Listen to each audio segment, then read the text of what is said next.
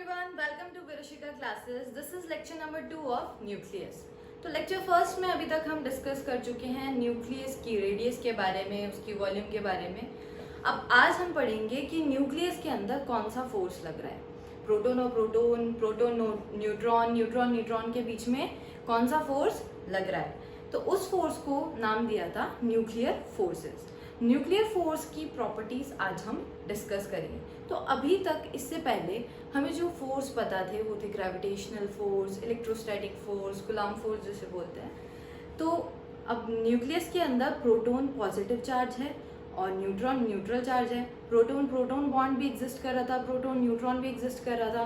तो ऐसे कैसे पॉसिबल है, क्योंकि कूलॉम फोर्स के तो अकॉर्डिंग रिपल्शन होना चाहिए प्रोटोन और प्रोटोन के बीच में.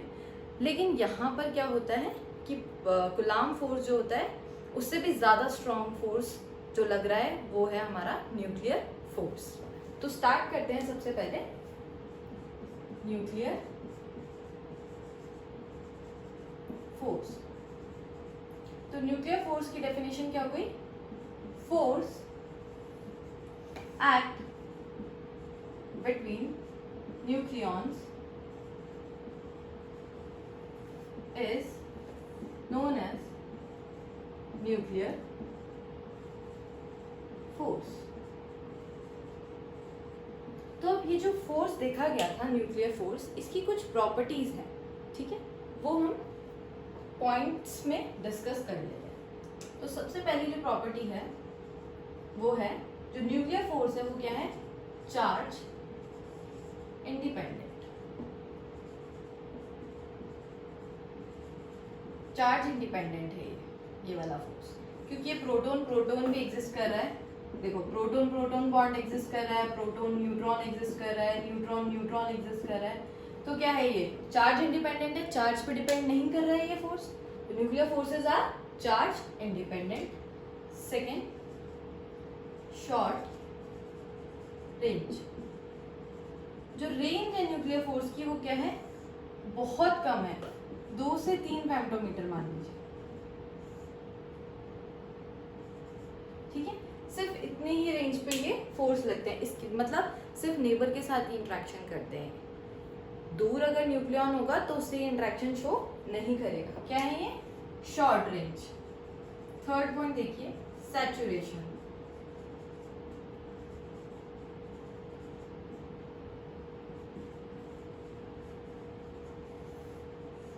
सैचुरेशन मतलब नेबर के साथ ही, neighbour nucleon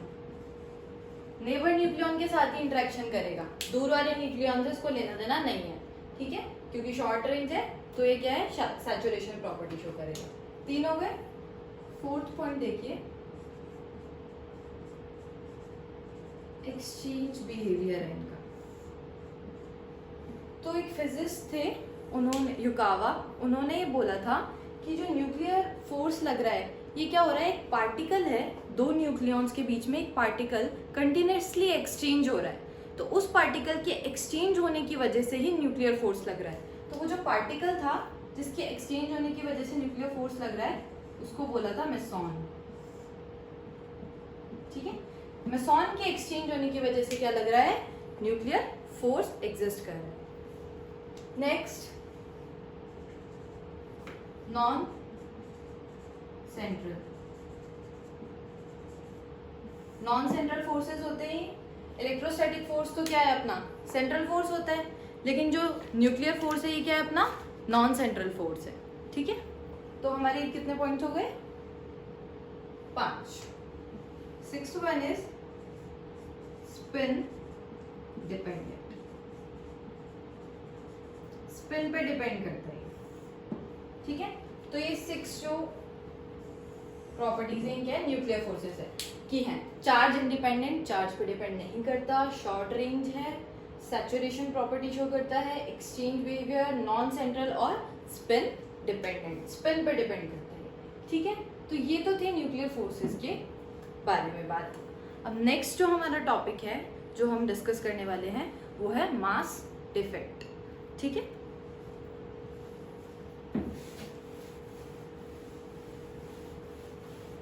Next topic is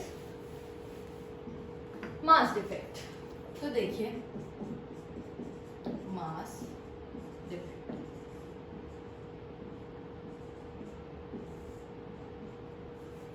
तो क्या हुआ था, पहले मास को और एनर्जी को अलग अलग कंजर्व करते थे, लेकिन जब आइंस्टीन ने अपनी स्पेशल थ्योरी ऑफ रिलेटिविटी दी जिसके अंदर उन्होंने एनर्जी और मास में रिलेशन बताया था कि जो एनर्जी है वो मास में कन्वर्ट हो रही है और मास एनर्जी के अंदर, इक्वल्स टू, बहुत फेमस इक्वेशन है, इक्वल्स टू mc²। तो इसके अकॉर्डिंग जो मास है वो क्या है, एक एनर्जी का ही फॉर्म है, ठीक है, एनर्जी की ही फॉर्म है मास। तो इनको क्या करते हैं, एक साथ ही कंजर्व करते हैं। तो यहाँ पे इसका क्या इंपॉर्टेंस थी, देखो हुआ क्या कि जो एक स्टेबल न्यूक्लियस था, स्टेबल न्यूक्लियस था, इसका जो मास था वो क्या हुआ, कम आ रहा था। अगर एक proton into number of proton into rest mass of proton plus number of neutron into rest mass of neutron, मतलब एक स्टेबल न्यूक्लियस जो था उसके मास को मास जो था, आपको पता है मास, हम एस्टन जो साइंटिस्ट थे उन्होंने मास स्पेक्ट्रोग्राफ जो डेवलप किया था उसकी हेल्प से हम एटॉमिक मास कैलकुलेट कर पा रहे थे। तो जो स्टेबल न्यूक्लियस का जो मास था वो क्या आ रहा था, लेस देन आ रहा था। अगर हम नंबर ऑफ प्रोटॉन्स हमें पता होता है into rest mass of proton plus number of neutrons into rest mass of neutron, यही तो होता है न्यूक्लियस का मास। लेकिन ये क्या आ रहा था, कम आ रहा था, ठीक है, कैलकुलेटेड मास, ठीक है। ऐसा क्यों आ रहा था कम, क्योंकि हमने कैलकुलेट कर रहे थे, वो मास क्या आ रहा था हमारा, ज्यादा आ रहा था। ये कैलकुलेटेड मास हो गया, हमने क्या किया, number of proton into rest mass of proton, number of neutron plus rest mass of neutron, इन दोनों को क्या कर लिया था, ऐड कर लिया था, ये हमने कैलकुलेट किया, ये ज्यादा आ रहा था जो कि हमारा ऑब्जर्व मास है उससे ज्यादा। तो ये जो डिफरेंस आया यही क्या कहलाया था, मास डिफेक्ट, इसी को बोलते हैं। जैसे जो न्यूक्लियस थे जिनका मास नंबर 20 से कम और 180 से ज्यादा था, ठीक है, इनका एटॉमिक मास जो था is slightly greater then mass number. जैसे कि हाइड्रोजन है, मास नंबर क्या है इसका 1, लेकिन इसका एटॉमिक मास क्या आता है 1.007 ANUs में आता है। तो क्या है, स्लाइटली ग्रेटर आ रहा है, 20 से कम जो मास नंबर है उनके लिए क्या आ रहा था, स्लाइटली ग्रेटर आ रहा था, जैसे कि एग्जांपल हाइड्रोजन। और दूसरा क्या देखा गया था, जो ये रेंज थी 20 से लेके और 180 तक की, इसका जो मास नंबर था, atomic mass is slightly less than mass number। जैसे कि Cl37, इसका मास नंबर क्या है 37, लेकिन इसका जो 36.9 एटॉमिक मास जो था वो 36.9, मतलब स्लाइटली कम आ रहा था। तो ये जो डिफरेंस हमें दिखाई दे रहा था, इसी डिफरेंस को हम क्या बोलते हैं, मास डिफेक्ट बोलते हैं। तो मास डिफेक्ट की डेफिनेशन क्या हो गई, द वेरिएशन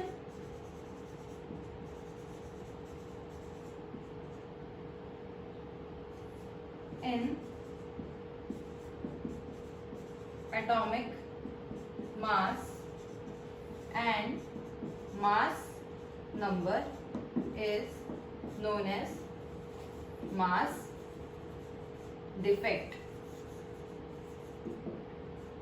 ठीक है। तो इसकी वैल्यू क्या हो जाएगी, delta M equal to atomic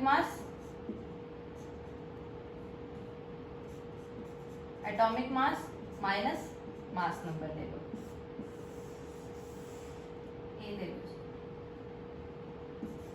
mass number A. Separate कर देंगे तो ये आ जाएगा हमारा मास डिफेक्ट। तो डेल्टा एन की वैल्यू क्या आ गई? एटॉमिक मास कैसे कैलकुलेट करोगे? Number of proton into rest mass of proton plus A minus Z, number of neutron into rest mass of neutron minus mass number. ये आ गया हमारा मास defect. ठीक है, कुछ भी नहीं था इसके अंदर। मास डिफेक्ट हमने कैसे कैलकुलेट कर लिया? जो एटॉमिक मास था और जो मास नंबर है उसका जो वेरिएशन आ रहा है, जितना भी वेरिएशन है उसको सब्ट्रैक्ट कर लिया हमने, डिफरेंस ले लिया, वही हमारा क्या आ गया? मास डिफेक्ट आ गया। ओके, तो ये था मास डिफेक्ट। इसके बाद है नेक्स्ट हमारा टॉपिक जो है बाइंडिंग एनर्जी। ये बहुत छोटे छोटे टॉपिक्स है, इस पे इतना क्वेश्चन तो नहीं बनता, बट मास डिफेक्ट जो है ये आ गया हमारे जो नेक्स्ट टॉपिक है बाइंडिंग एनर्जी, इसमें काम आने वाला है। ठीक है, next is binding energy. Binding energy क्या होती है?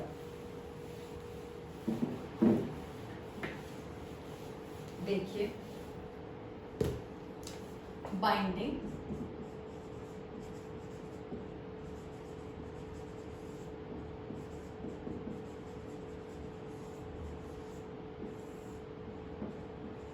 बाइंडिंग एनर्जी तो एक न्यूक्लियस है, उसके अंदर जो है न्यूक्लियॉन्स, उनको बाहर निकालने के लिए जितनी भी एनर्जी की रिक्वायरमेंट होती है उसको हम बोलते हैं binding energy of that nucleus.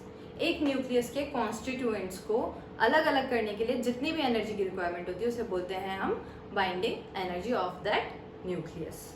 Okay,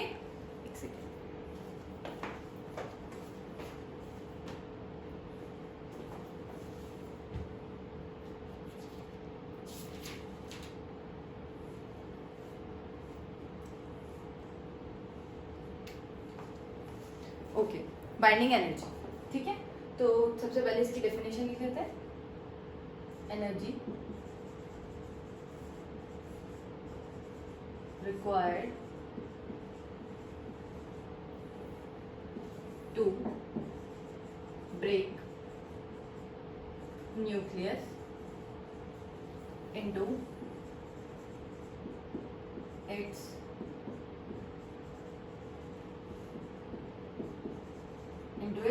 constituents is known as binding energy।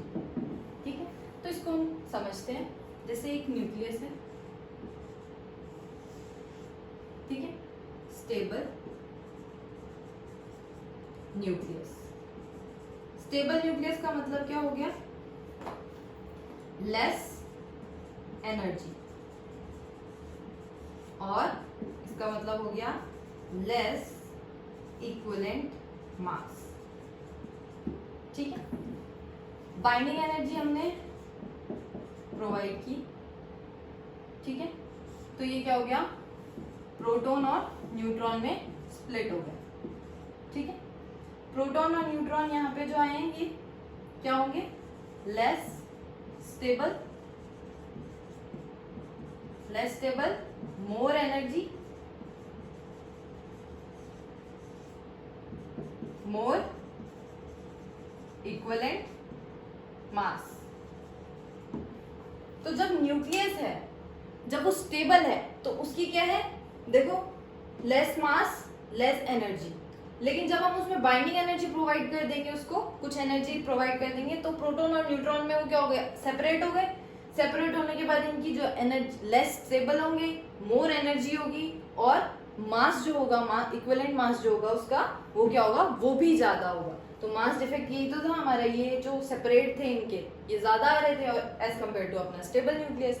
इसको हम ऐसे भी समझ सकते हैं, जब कोई बच्चा है वो अपने पेरेंट्स के साथ रहता है तो क्या होता है? बाउंड रहता है, मतलब ध्यान रहता है। न्यूक्लियस जो यहाँ पे बाउंड है तो उसके क्या, पेरेंट्स का ध्यान है इसके ऊपर, तो लेस एनर्जी, लेस मास और स्टेबल न्यूक्लियस। ठीक है, वहीं बच्चा जब बाहर होता है, पीजी वगैरह में कहीं बाहर रहने जाते हैं, तो इतना फोर्स नहीं लग पाता घर वालों का, उनके ऊपर इतना इम्पैक्ट नहीं रहता, तो क्या होती है? मोर एनर्जी, आज यहाँ घूमने जा रहे हैं, कल वहाँ घूमने जा रहे हैं। Okay, more energy, less stable, ज्यादा टाइम के लिए थोड़ी होती है वाली। So you can relate with that also. और एक चीज ये कि अब न्यूट्रॉन प्रोटॉन और न्यूट्रॉन जब बन रहे कंबाइन भी तो हो सकते हैं। प्रोटॉन न्यूट्रॉन जब कंबाइन होंगे तो ये क्या फॉर्म करेंगे, एक न्यूक्लियस का फॉर्म करेंगे। यहां पे क्या होगी, बाइंडिंग एनर्जी रिलीज हो जाएगी, समझे? यहाँ पे क्या हो जाएगी, बाइंडिंग एनर्जी रिलीज हो जाएगी। तो वही चीज यहाँ पे हो जाएगी, वापस इसका स्टेबल हो गया न्यूक्लियस, मास फिर से कम आएगा। इनका क्या होता है, सेपरेट होते हैं तो मास ज्यादा होता है। ठीक है, ये था हमारा बाइंडिंग एनर्जी का कॉन्सेप्ट। ओके, अब नेक्स्ट जो चीज है वो क्या है कि न्यूक्लियस की स्टेबिलिटी को डिफाइन करने के लिए न्यूक्लियस की जो स्टेबिलिटी है वो किस पे डिपेंड कर रही थी, बाइंडिंग एनर्जी पर न्यूक्लियन, मतलब एक न्यूक्लियन को सेपरेट करने में कितनी एनर्जी लग रही है, ये जो थी ये किस पे डिपेंड कर रही थी, न्यूक्लियस की जो स्टेबिलिटी थी इस पे डिपेंड कर रही थी। तो एक ग्राफ प्लॉट किया गया था जिसको बोला जाता है बाइंडिंग एनर्जी कर्व। वो किस किस के बीच में प्लॉट होता है, बाइंडिंग एनर्जी पर न्यूक्लियन और मास नंबर ए के बीच में। तो वो ग्राफ अब हम प्लॉट करेंगे। उस ग्राफ के अंदर से कुछ ऑब्जर्वेशंस आएंगी, उनको हम अब डिस्कस करेंगे। ठीक है, so the next topic is, एक सेकेंड, बाइंडिंग एनर्जी का फॉर्मूला पहले वो भी जरूरी है, क्योंकि बाइंडिंग एनर्जी जो है उसके ऊपर काफी क्वेश्चंस बनते हैं और उसमें मास डिफेक्ट का भी कॉन्सेप्ट क्योंकि इंक्लूड हो जाता है। तो बाइंडिंग एनर्जी, एनर्जी क्या होती है, आइंस्टीन इक्वेशन से mc², राइट? तो binding energy equals to mass defect into c²। Mass defect क्या आया था, z mass of proton plus z a minus z mass of neutron minus a into c²। This is binding energy. इस पे questions बनते हैं, या फिर हम पहले एक क्वेश्चन डिस्कस कर लेते हैं बाइंडिंग एनर्जी के ऊपर ही, फिर ग्राफ प्लॉट करते हैं। एक क्वेश्चन देखो,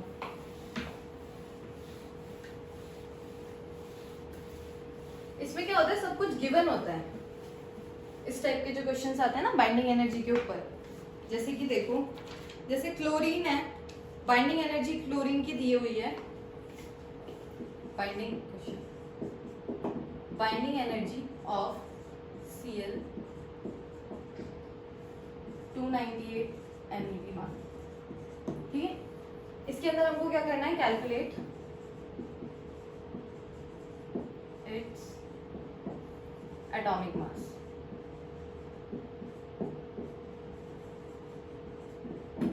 इसके अंदर सब चीज गिवन होगी, जैसे कि मास ऑफ हाइट, क्या क्या क्या काम आता है अपना, जैसे हाइड्रोजन एटम का मास 1.007, वो तो याद भी रहना चाहिए 1.007, पर प्रॉपर वैल्यू क्या होती है 1.0078।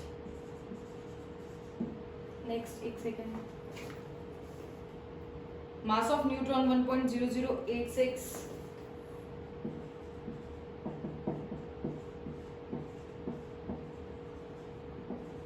ये कैलकुलेट करना है जैसे कि, ठीक है?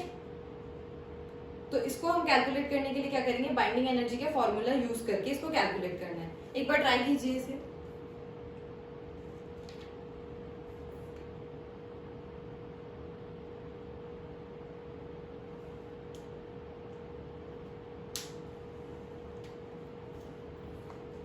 देखिए, बाइंडिंग एनर्जी का फॉर्मूला क्या था, और हाँ ये हमको EMUs में दिए हुए हैं।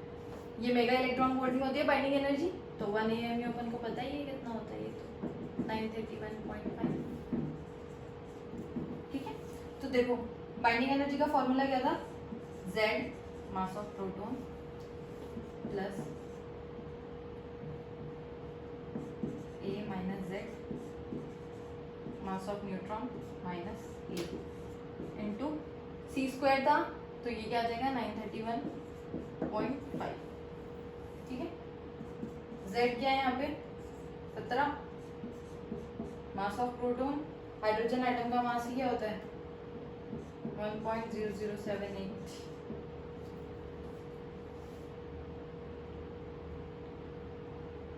A minus Z, what is A 35 minus 17.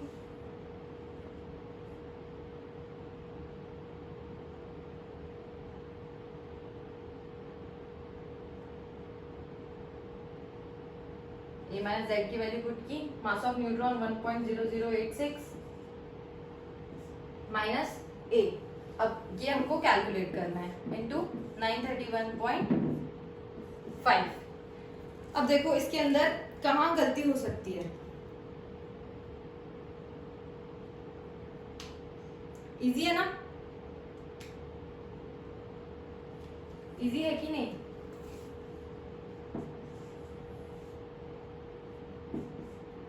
तो ये इस तरीके से कैलकुलेट करेंगे। ये किस में आ जाएगी? एमईवी में आ जाएगी, बाइंडिंग एनर्जी। इसको सॉल्व कर लेंगे वैल्यू, और यहाँ पे क्या आ जाएगी? एमईवी में आ जाएगी। ठीक है, मल्टीप्लाई कर लो, ऐड कर लो, सिंपल कैलकुलेशन है, इतना कुछ हार्ड एंड फास्ट नहीं है। इसको इधर भेज दोगे तो binding energy binding energy given है ना 298। तो इसको इधर भेज दो और कैलकुलेट कर लो। यहाँ पे क्या आ जाएगा? अपना ए की वैल्यू आ जाएगी। ओके, तो इस टाइप के क्वेश्चंस बनते हैं। अब लाइक इसके अंदर हमें क्या करना था? बाइंडिंग एनर्जी गिवन थी और कैलकुलेट क्या करना था? ए कैलकुलेट करना था। अब कर भी क्या करेगा? बाइंडिंग एनर्जी कैलकुलेट करनी होगी, सबकी वैल्यूज गिवन होंगी। तो ये वाली जो वैल्यूज होंगी ना, ये ऑलरेडी क्वेश्चन में मेंशन हो गया आपको। ठीक है, कैलकुलेशन के लिए। तो ये था बाइंडिंग एनर्जी के ऊपर एक क्वेश्चन। इस टाइप के क्वेश्चन बनते हैं इसके ऊपर, और न्यूमेरिकल बनेगा तो बाइंडिंग एनर्जी के ऊपर बनेगा, या फिर वो रेडियस जो हमने कैलकुलेट की थी उसके ऊपर बनेगा। मेन जो टॉपिक है वो यही है। नेक्स्ट देखिए, binding energy curve.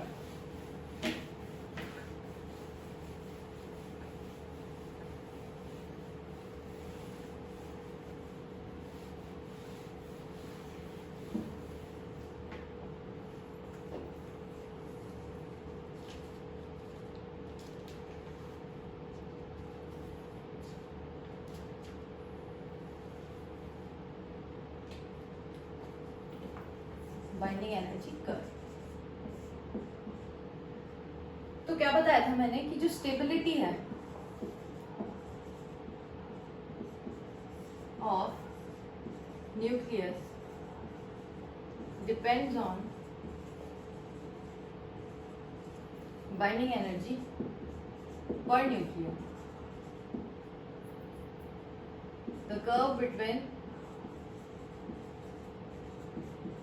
binding energy per nucleon and atomic and mass number is known as binding energy curve। ठीक है, जो हमारा कर्व था वो कुछ इस टाइप था। ये हमारा मास नंबर, यहाँ पर बाइंडिंग एनर्जी पर न्यूक्लियन। तो कुछ इस टाइप का ग्राफ ऑब्जर्व हुआ। पहले कुछ पीक्स मिली, फिर देन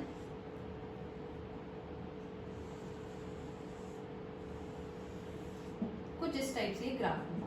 Fe56 के लिए सबसे ज्यादा मिली थी 8.7, और यहाँ कुछ 7.5 के आसपास। ओके, तो ग्राफ कुछ ऐसा था कि बिफोर 20 तो पीक्स मिल रही थी, फ्लक्चुएशन आ रहा था ग्राफ के अंदर। उसके बाद में इंक्रीज हुआ, फिर कांस्टेंट रहा काफी देर तक, फिर देन डिक्रीज होना स्टार्ट हो गया। ओके, तो ये था बाइंडिंग एनर्जी कर्व कुछ इस टाइप से। तो इस कर्व से हमें क्या क्या पता चला, अब हम वो डिस्कस कर लेते हैं पॉइंट। तो द वेरी फर्स्ट पॉइंट कि जो बाइंडिंग एनर्जी होती है हेवी न्यूक्लियाई, वो क्या होती है? Binding energy of heavy nuclei कम होती है, लेस होती है। और बाइंडिंग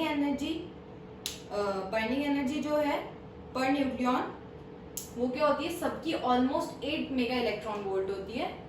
जो लाइटर न्यूक्लियाई होती है उनकी कम होती है। तो first point, binding energy per nucleon of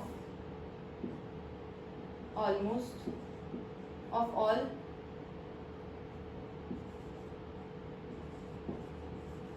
nuclei is 8 MeV except some lighter nuclei.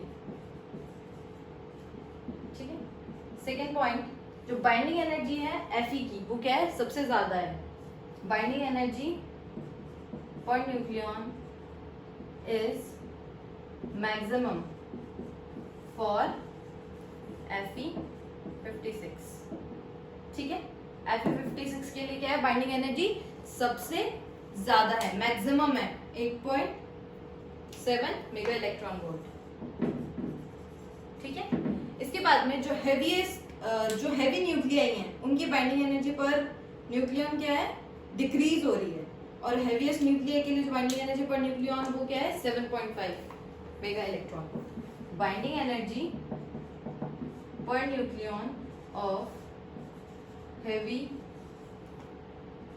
Nuclei decreases as mass number increases. और binding energy of per nucleon of heaviest nuclei is 7.5 MeV. ठीक है. There is fluctuation जो हो रहा है for lighter nuclei, मतलब जिनका mass number जो है वो लेस देन क्या है 20, उनके लिए क्या हो रहा है, फ्लक्चुएशन शो हो रहा है ग्राफ के अंदर. और क्या चीजें दिख रही है, लाइटर न्यूक्लियाई के लिए रैपिड फ्लक्चुएशन शो हो रहा है बाइंडिंग एनर्जी पर न्यूक्लियन के अंदर. और नेक्स्ट क्या है इसके अंदर कि जो हाइड्रोजन है और हीलियम है वो अकेले ही न्यूक्लियाई हैं जिनका प्रोटॉन नंबर न्यूट्रॉन नंबर से ज्यादा होने के बाद भी वो क्या है, स्टेबल है. 1H1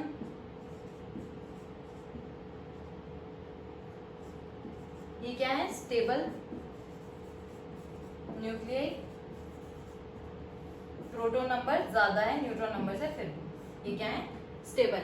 तो बाइंडिंग एनर्जी कर्व के अंदर हमें ये चीजें पता लग रही थी. और दो प्रॉपर्टी थी, एक तो रेडियो एक्टिविटी, वो भी समझा रहा था ये कर्व, और न्यूक्लियर फिजन एंड फ्यूजन, ये भी एक्सप्लेन हो रहा था कि क्या हो रहा है, हेवी न्यूक्लियाई जो है यहाँ पर, ठीक है, उनकी जो वो क्या हो रहे हैं, स्प्लिट हो रहे हैं स्टेबल न्यूक्लियाई, कम मास के न्यूक्लियाई के अंदर. तो क्या हो रही है, बाइंडिंग एनर्जी रिलीज हो रही है. तो फिजन और फ्यूजन यहाँ से एक्सप्लेन हो सकते हैं. और ये जो लाइटर न्यूक्लियाई हैं ये भी स्टेबल होने के लिए क्या कर रहे हैं, दो लाइटर न्यूक्लियाई आपस में कंबाइन होकर एक हैवी न्यूक्लियाई बना रहे हैं स्टेबल होने के लिए. और रेडियो एक्टिविटी क्या होता है, स्पॉन्टेनियस डिके होता है. ये अभी हम डिटेल में पढ़ेंगे आगे इसी के अंदर टॉपिक. तो बाइंडिंग एनर्जी कर्व से हमें ये सारी चीजें एक्सप्लेन हो रही थी. ठीक है, ये कर्व ये सारी चीजें बता रहा था. ओके, तो बाइंडिंग एनर्जी कर्व भी यहाँ पे फिनिश होता है. अब नेक्स्ट जो टॉपिक है हमारा वो है हमारे रेडियो एक्टिविटी, न्यूक्लियर रिएक्टर, ये सब चीजें अभी हमारी बच रही हैं. तो अभी तक जितना हमने पढ़ा उसके अंदर से जो न्यूमेरिकल वाला पार्ट था वो यहाँ पे दो टॉपिक मेन है. एक तो रेडियस कैलकुलेट करने के लिए या एक ही वैल्यू दे देगा या फिर दो न्यूक्लियाई दे देगा, उनके अंदर रेशियो पूछ लेगा उनका रेडियस का. तो ये सारी चीज़ें इस पे क्वेश्चंस बनते हैं. अभी उस पर हमने क्वेश्चंस की प्रैक्टिस कर ली थी. आगे एक मैं वीडियो लेक्चर अपलोड कर दूंगी पर्टिकुलर क्वेश्चंस के लिए ही, जिसके अंदर बाइंडिंग एनर्जी के भी काफ़ी क्वेश्चंस मैं इंक्लूड करने वाली हूँ. सो टिल देन यहाँ तक पढ़ते रहिए, रिवाइज करते रहिए. So see you in the next lecture.